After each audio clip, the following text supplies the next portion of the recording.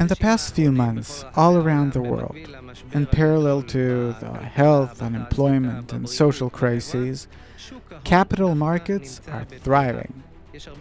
There are many companies that are doing better and better all the time. Jeff Bezos, for example, has already more than $200 billion.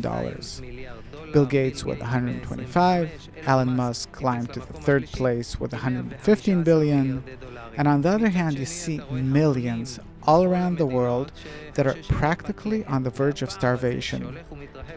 And this ever-growing gap really makes the public frustrated with the rich. How do you see this? It's natural. Why? Where did they come from? From a society that entirely aspires for that. True, but don't they have to take others into consideration? Why are you demanding them to be considerate? Nature and society and the laws of society are based on man's simple ego, and no one wants to give. Besides, if you come to them, they'll say, I contribute, suppose, $100 million a year. True, maybe even more. And what do you want? Relatively, how much do you contribute? What, I'll give you from my minus? No, doesn't matter if you have a minus or a plus. What's important is, from your total income, he gives $100 million. Do you give $100 a year?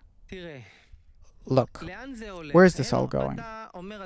You're saying, great, suppose Jeff Bezos, he built himself from nothing. Great, what a guy. I'd like for my son to be that way too. Now, he's becoming bigger and bigger and bigger. Is there a limit to how high can he climb while everyone else is falling? For him, there's no limit. All day long, he's thinking about how to become even bigger. Why isn't it enough for him? Why don't you ask yourself why it's not enough for you? Were you to ask your grandparents, they'd say, thank God we have something to eat for the family in the evening. That's enough. Today, no one has enough. It seems like there's no limit. There's no solution for it besides one thing. What? That we will start taking care of our ego. How do we treat it?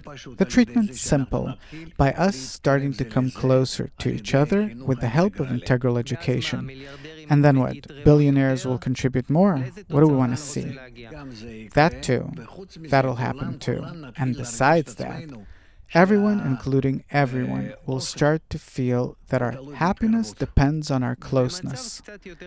In a more corrected state, when people will come closer, as you put it, and they'll feel that society is more integral and connected, what kind of relationship will there be between billionaires and the rest of the public? I don't think that there are going to be billionaires. No one's going to respect that. People are going to respect something else. What? Connection. Closeness between people. So, all those future billionaires, they won't run after their billions. What do you think that a person should run to? Just one thing. Eternity. And what does the feeling of eternity depend on? That I'm connected with everyone. Why? Because then I feel that I'm eternal, that I'm whole and complete. This exalted development you've just described, is it only for smart, for successful people? For everyone, including everyone, without exception. Everyone has to get there, and eventually, everyone will. What do you mean everyone has to? It's evolutional? Yeah, and people will get there. So a person who's connected, what does he have? He has everything. What is his asset? He has everything. His asset is that he feels that the entire world is his. The entire world is mine. And there's no place to run to. And I feel whole and complete. And we live in a world that's entirely peaceful. And we're only thinking about how to correctly keep our connection and how to keep the world connected. And that's it.